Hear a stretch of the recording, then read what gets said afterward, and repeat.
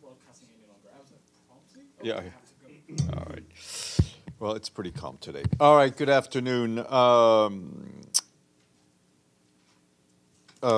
Good afternoon. Just after you're done with me, we're delighted to welcome Anjali Ashrakar, the Assistant Secretary General and UNAIDS Deputy Executive Director, who will brief you on the UNAIDS Global AIDS Report 2023. The Secretary General of these United Nations is in Belgium, and right now he's meeting with their Majesties, the King and Queen of the Belgians, and his deputy, Amina Mohammad, is also with him at this meeting. Earlier today, he met with the Prime Minister of Belgium, Alexander de Croo. In remarks to the media, the Secretary General thanked Belgium for its commitment to multilateralism and its cooperation in several areas, including human rights, sustainable development, climate action, as well as peace and security. We've shared the transcript with you.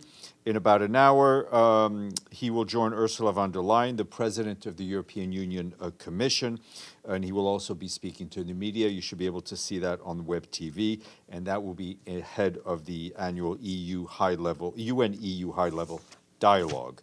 Discussions will continue tomorrow with the European Union, and as we mentioned yesterday, will include a broad range of topics, including climate ambition, peace and security, the digital transition, as well as the implementation of the Sustainable Development Goals and the international financial architecture. This afternoon in the Security Council, members will hear from the Assistant Secretary General for Middle East, Asia, and the Pacific, Khaled Kyari, who will brief members of the Security Council on the Democratic People's Republic of Korea. We will share those remarks with you ahead of time. And as you will have seen yesterday afternoon, we issued a statement in which the Secretary General strongly condemned the launch of yet another long-range missile using ballistic missile technology by the Democratic People's Republic of Korea. He reiterated his call on the DPRK to fully comply with its international obligations under all relevant Security Council resolutions and to resume dialogue without preconditions leading to the complete and verifiable denuclearization of the Korean Peninsula. And just to note for the record, Carlos Ruiz Massieu, the head of the UN verification mission in Colombia, briefed the Security Council yesterday afternoon. He told Council members that the implementation of the peace agreement is gaining traction and highlighted the numerous peace-related provisions of the National Development Plan, the increased attention to comprehensive rural reform, and the allocations of funding for the agreement, and the establishment of the Ministry of Equality as examples. However, he noted that violence continues to hinder the realization of the agreement and said he hoped that recent improvements regarding security guarantees will soon bear results and help improve the situation in conflict-affected regions. Turning to Ukraine, Denise Brown, the UN's humanitarian coordinator in that country, condemned today an attack that hit a vehicle of the national NGO called Proliska, while the team from Proliska was delivering humanitarian aid to families in villages in the Kharkiv region, which is less than 1 kilometer from the border with the Russian Federation. Fortunately, the team could take cover and no one was injured, although their car, a clearly marked humanitarian vehicle, and some homes in the villages were damaged. That's according to the NGO and what they're telling us. Our humanitarian colleagues note that this was the third attack impacting humanitarian aid in Ukraine this week alone. At a moment when people need this support at the most, other attacks have also left civilians killed and injured, including in Kyiv and Zaporizhzhia just last night. Denise Brown said that these attacks underscore the challenges humanitarians in Ukraine are facing to carry out their life-saving work, worsened by the lack of access in areas currently under Russian control. Our humanitarian colleagues point out that between January and May of this year, nearly 90 incidents impacting humanitarian operations were reported in Ukraine. More than half of them had a moderate to severe impact on the delivery of assistance. Ms. Brown underscored what should be clear to everyone, and that humanitarians have only one purpose, and that is saving and protecting the people they are serving in Ukraine, whose lives have been upended by Russia's invasion. Nearly 18 million people in Ukraine need humanitarian aid. That assistance and the workers who deliver it must be protected under international law. Turning to Sudan, Volker Turk, the High Commissioner for Human Rights, today condemned with the strongest terms the killing of civilians. This is after the discovery of a mass grave in West Darfur where bodies of at least 87 ethnic Masalit and others were buried, apparently buried there. The Office of Human Rights said they were allegedly killed last month by Rapid Support Forces and their allied militia. Mr. Turk called on the Rapid Support Forces and other parties to the conflict to allow and facilitate the prompt search for bodies, their collection and evacuation. On the humanitarian front, more grim news, also from Darfur. West Darfur was one of the most food insecure areas in the country even before the current conflict started. However, our agencies are continuing efforts to reach those who are in most need. In Central, East, North, South Darfur, the World Food Programme has delivered food to nearly 500,000 men, women, and children. And that's since the hostilities began. Across Sudan, WFP says support is being provided to over 1.4 million people with food and nutrition assistance, despite continued fighting and access challenges in 14 of the country's 18 states. And that includes some of the most hard-to-reach areas in Darfur, and that's since operations resumed on May 3rd. As you recall, they'd been suspended for a little bit of time. Also to note that the deteriorating security situation and access restrictions by the warring parties is making it extremely challenging for WFP to scale up assistance. Also, a response to the urgency of the ongoing main crop production season in the country, the Food and Agricultural Organization has kicked off its emergency seed distribution campaign to reach farmers in key regions, ensuring they have the necessary resources to meet production needs. In the Democratic Republic of the Congo, just a quick update on our efforts to fight the spread of cholera. The Central Emergency Response Fund has allocated $750,000 to the UN Children's Fund and to the World Health Organization following 3 weeks of an above-average number of cholera cases in Tanganyika province. This is in the southeast of the country. It's the second time this year that SURF has released funding for actions against cholera in the DRC. The humanitarian coordinator there, Bruno Le Marquis, said the allocation will allow for vital assistance to more than 100,000 people. UN agencies and, of course, our local partners who are critical will be working rapidly to detect cases, provide medical care, ensure access to safe water and sanitation, and promote safe hygiene practices to reduce the spread of diseases. So far this year, authorities in the DRC have reported more than 27,000 new cases of cholera and nearly 180 deaths. A quick update from our friends in the UN team in Micronesia, who launched yesterday a new joint program to digitally empower small island developing states across the Pacific Islands, financed through a $3.8 million grant from the UN Joint SDG Fund. The new program will help countries pool resources, expertise, and networks to provide better access to digital services, spur economic activity, strengthen climate change resilience. About 7 UN entities are participating. There's more information in a press release. Just want to flag a message from our good friends at the UN News Center who produce and who run this our very useful news site. They're conducting a survey to see what you, the users, think of the content they're creating and how they distribute it and what they can do to improve and meet your needs. It's all online. It takes 4 minutes. It can be taken in 9 languages. So Deji, maybe you can handle at least 7 of those. And tomorrow, our guest will be Ms. Maimouna Mohammed, the Executive Director of UN Habitat and Vice President for Partnerships from the Economist Impact. Also, Ms. Edam Yemeru, Chief of Knowledge and Innovation Branch at Habitat, Ambassador Zizerski, Permanent Representative of Poland to the UN and co-chair of the Group of Friends of UN Habitat, and Ambassador Chimbindi, Permanent Representative of Zimbabwe to the UN and the co-chair of the Group of Friends of UN Habitat. They will be here to talk to you about the implementation of Sustainable Goal, which one deals with housing? 11. I didn't know that by heart, but I had it on paper. Edie. Thank you, Steph. Couple of questions. First, on the Black Sea Grain Initiative, has the Secretary General received a response from President Putin? No, he has not. He said so to your colleagues in Brussels a short while ago, but as I mentioned yesterday, we do know they have it, and we do know they're taking a look at it. And is there any possibility, as the end of the week is quickly approaching, of either Rebecca Greenspan or Rebecca Greenspan going to Moscow or Martin Griffiths going to Istanbul? As soon as I have travel to confirm from either of those two senior individuals, I will share it with you, Edie, but I have none as of now.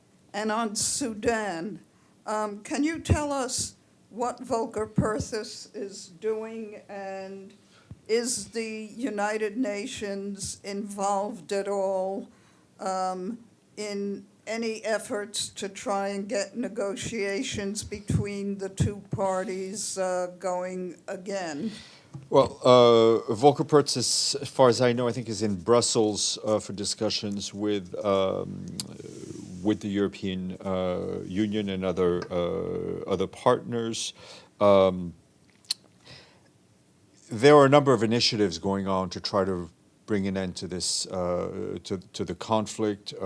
We are supportive of any initiative, and obviously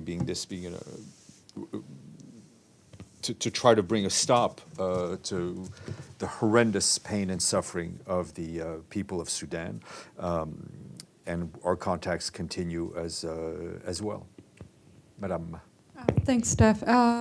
On Syria cross-border, has the UN or is the UN talking to the Syrian government in order to keep those two crossings, not Bab al-Hawa, the other two ones? I believe they'll expire on the 13th of August. And that's right. That's it. That's in a month. Have you heard from we are Syrian government? Sorry. We are in regular contact with Syrian authorities in Damascus through our humanitarian operations. We continue. Obviously, those two, Bab al-Salam, Bab al-Ray crossing are open, but I have nothing to share with you in terms of, do we have a green light for further down the line? As long as they remain open, we continue to use them. If there was a green light from the Syrian government, then you wouldn't need any approval from the Security Council. Well, I mean, the way it works now is that Bab al-Salam is under Security Council authority. We do not have the authority to do that, to use that, so we're not. Bab al-Hawa, sorry, thank you. No, I was talking about those two. No, the other already two, no, I mean, we have allowed. Permission from the clearance from the Syrian government. We've been using them, and we'll continue to do so. Deji, and then Ephraim. Two questions. Today, President Biden said he's seriously thinking about a prisoner exchange for the Wall Street reporter who's being accused of espionage by the Russian Ivan Gershkovich. Any thoughts from the UN? Would this? I mean, those are not discussions that we're involved in. It's a bilateral issue between the Russian Federation and the U.S., and we hope it will be resolved to everyone's satisfaction. And yesterday, the United Nations Human Rights Council passed a resolution on religious hatred and bigotry. The interesting is the vote. The yes vote, 28 members. They're basically from developing countries and African countries and Arabic countries. The no, 12 no votes, basically they're from EU, UK, US. They suggest this is something concerning the freedom of expression, but the other side said it's about the freedom of religion. So I just want to know what's the opinion from the Secretary General on how to strike a balance between these two. It's a delicate balance to strike. I would refer you to the statement made by the High Commissioner for Human Rights, Mr. Turk, which I think reflects mostly the Secretary General's own thinking. Ephraim.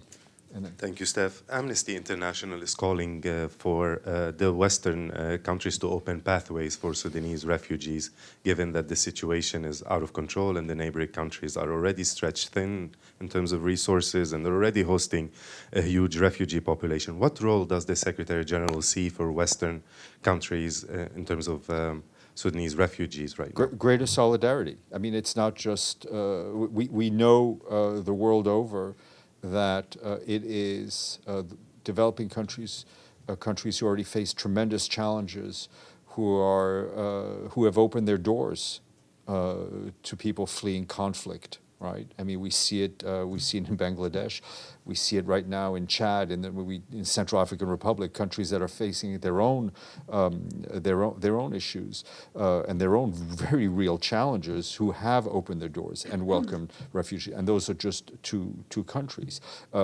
It is a global solidarity that needs to be shared. Also, one quick one. We were looking forward to seeing Mr. Karim Khan today, since we only see him twice a year, and the subject is especially relevant today. Why was this takeout cancelled? That is definitely not a question to ask me. I mean, you should reach out to the ICC. I don't, as you know, I do not speak for them. Miriam, oh, sorry, and then we'll come back to you, Linda. Thank you, Steph. Two questions about Afghanistan. The Taliban officials announced that they will be attending the next SG's meeting with the special representatives of countries on Afghanistan. Can you confirm that? No. Okay. And also today, Rosa Otunbayeva met with the foreign minister of Afghanistan, of the Taliban. And apparently she briefed them about the goals of the meeting on Afghanistan that this SG is going to have. Any additional information Let me try to get a readout. We were not able to speak to our colleagues in Kabul this morning, but let me try to get a readout. Thank you. Okay. Linda. Thank you, Steph. Going back to the cross-border situation between Syria and Turkey, my question is that we know the Secretary General wanted one-year extension. The compromise was 9 months, and the Russians say 6 months. So I don't know if I may have missed this, but has the SG? He'll eventually support the 6 month? Well, I mean, the SG had called for a longer extension because obviously, for obvious planning reasons, it is easier to plan operations, it is easier to plan finance if we have a longer term extension. Right now, we have nothing, right? We have nothing going through the one crossing that carried 85% of our aid.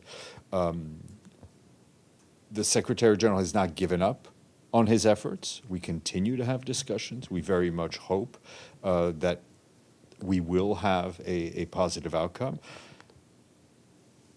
As in many cases, the Secretary General makes suggestions and recommendations and expresses his thoughts to the Security Council on a whole number of issues, and the Security Council comes back with a decision. We will abide and follow whatever decision ultimately comes out of the Security Council. Edie and then Evelyn.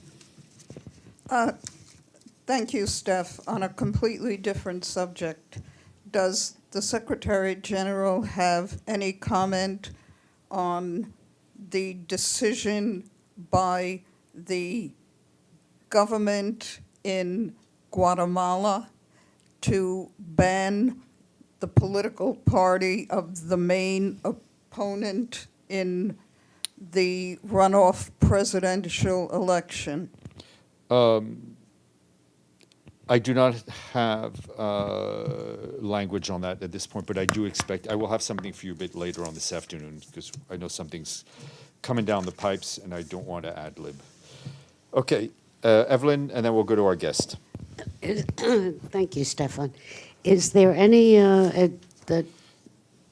news on a possible envoy for Myanmar, Burma? We are continuing that process. As soon as we have someone to announce, we will do that. But they don't seem to pay any attention to the UN. Does the UN first announce it or get agreement from them first? No, there is no, the Secretary General can name a personal envoy. That does not need the approval of the authorities in Myanmar. Yes, sir. Okay. The Hollywood actors, they are most likely going to join force with the writers to strike on the increased payment. which means probably in the very near future, we're not going to have new shows to watch.